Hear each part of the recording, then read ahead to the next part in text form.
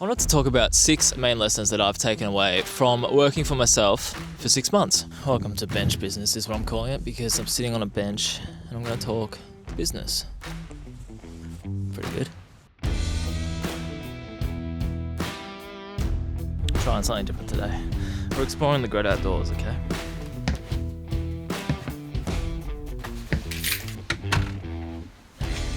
So I'm feeling a little different today because I've got this nice 16mm on, new purchase, so you always feel good once you purchase something fresh and new. So I'm just sort of, I'm filming more freely because that's what I wanted the 16mm for. And you know, sometimes you convince yourself that once you get a new piece of gear or the gear that so-and-so over there is using, that you're like, hey, I'm going to start filming more, hey, I'm going to start, just doing something differently. And then once you get it, you're like, I guess I have to do that thing now.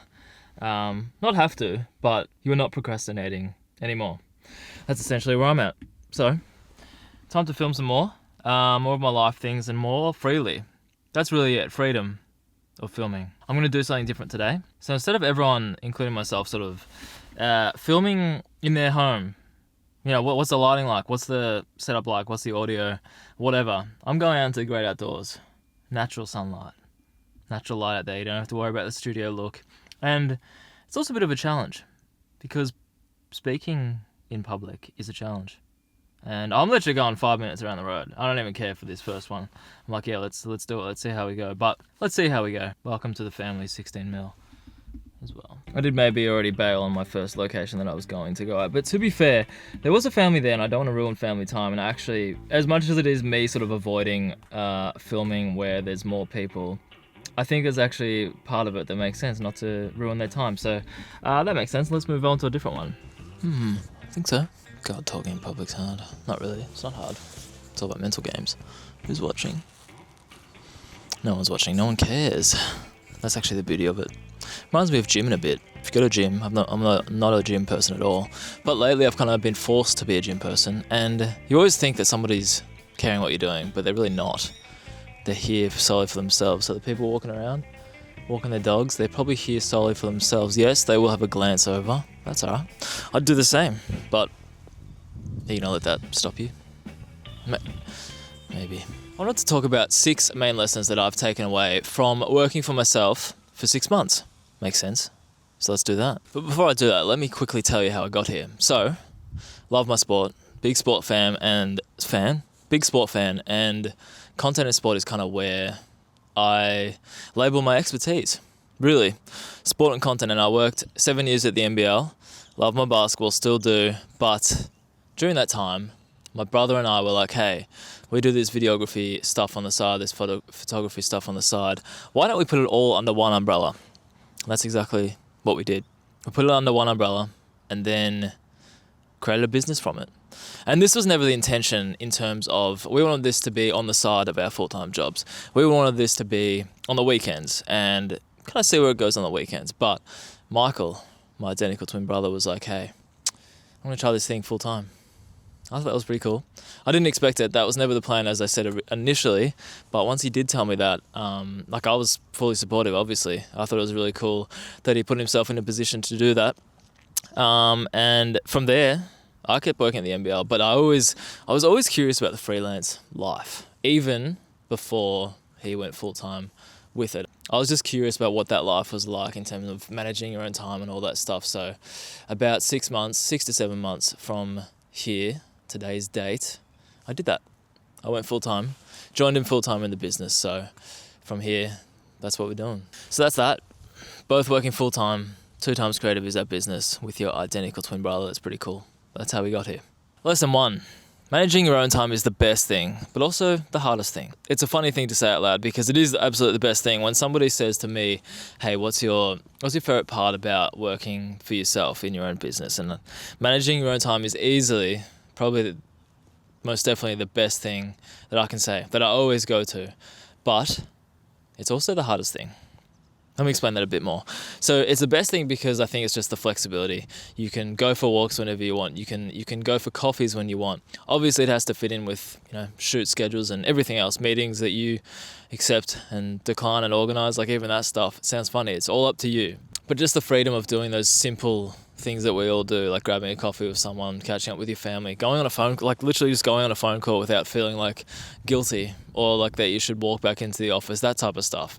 There's such small details, but in the corporate 9-to-5 world, they're so prevalent. There's such a thing that all of us go through. So managing your own time for those little things is awesome. But it's also the hardest. It is hard because you're managing it, so it's completely up to you, right?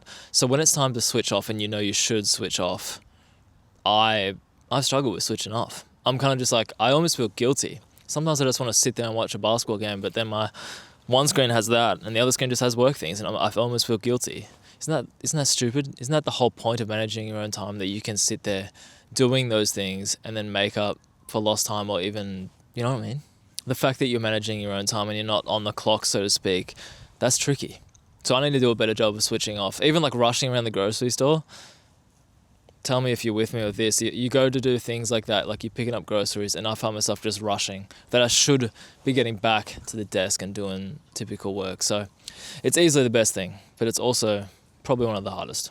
Number 2, you have to ride the wave of being busy and being quiet. This is really relevant to me right now because I'm coming off a few busy weeks and now it's a quiet week. But what's the number one thing that people tell you about working for yourself? For me at least, people are just like, no week, no month is the same. And I kind of knew that coming in, but being in it is completely different. This is pointing out an obvious thing, but you obviously want to be busy, right? You want to feel like you're busy. You want to feel like your income is at a high every single time. So those quiet moments come and you're kind of just like, you're not questioning where the next job is coming from, but you also are at the same time, because it's kind of just like, it's just the game. It's the freelance game. It's the game of owning your own business, and almost like part of riding the wave is just accepting it and owning it. So for example, my own personal content. If I'm quieter, I will think about my personal content more and I will execute it better and I'll spend more time on it. And it's kind of enjoyable. Get out, do this. Would I have done this if I had shoots on, or if I was busy editing away for deadlines? Probably not. I probably would have done something really quick at my home, which I've done plenty of times, and that's the YouTube video. But this, more thought out, more enjoyable. So ride the wave. Number 3, you must value yourself first. A big lesson during my 6 months is just that you have to put yourself first. And putting yourself first looks different for everyone.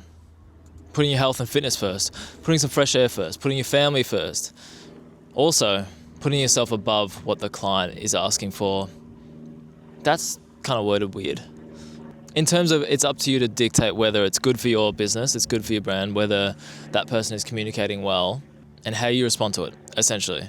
But it's very easy to fall into a loop of, hey, I should bend over backwards for this person because it might result in a job, or it might result in something else. But just be careful how you play that, because it doesn't feel good when you get played. It doesn't feel good when you realize you're not putting yourself first. It's as simple as that. It's more the personal side of running your own business, I think. Have to somehow find ways to continue to put yourself first. All right, this is a good one. Number 4, you chose this life, so enjoy every aspect of it. It's just regardless of what it throws to you. So let's go over some of the things we've covered. The managing your own time, the quiet times, the busy times, the working on weekends, the checking your emails for new leads. I don't know. Whatever comes with working for yourself, you have to enjoy that process and sort of accept it. You chose this life of working for yourself, so everything that comes with it, just accept it. It makes it a whole lot easier when you are busy. There's been times where I'm like, damn, I'm too busy, I need to switch off. Look at me. No, it's just like you kind of want more time to do other things and more time to switch off. More time on the weekend. There's been some big weekends that's happened that you kind of like, I wish it wasn't like this, but you chose it. And I got reminded of this the other day. I was painting my fence outside, right? Now this is going to relate. Painting my fence. And I was like, man, this is hard, like manual labor. But then I was like, some people do this every single day. This is what they call their job. It is. People do those type of jobs, literally painting, manual labor, all that type of stuff. They do this every single day, and I did it once, and I was like, this is pretty exhausting. Your body aches, things of that nature. So it just reminded me of like, I am choosing to be in the career that I am. Sitting in front of a screen, on the camera, editing, all that stuff. I'm choosing that, so you kind of have to just accept it. Because if you want the other world, you have to accept it as well. Does that make sense? I think it makes sense. But I'll finish on this note. Whatever career you chose it. So you just have to accept whatever comes with it, good and bad. All right, next one. What are we moving on to?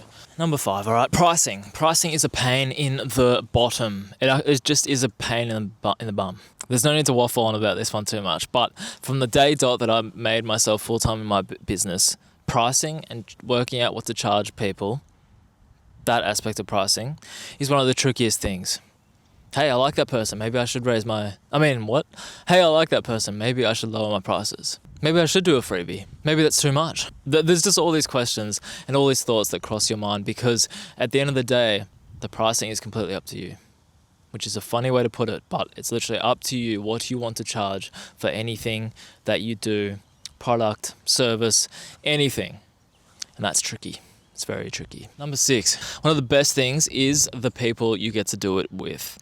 I find that really cool, because in the corporate world, you sort of, you do get to meet some great people, and I have. That was actually one of the toughest part about leaving the full-time corporate world to do this, but you get to meet a more versatile set of people, because there's more clients.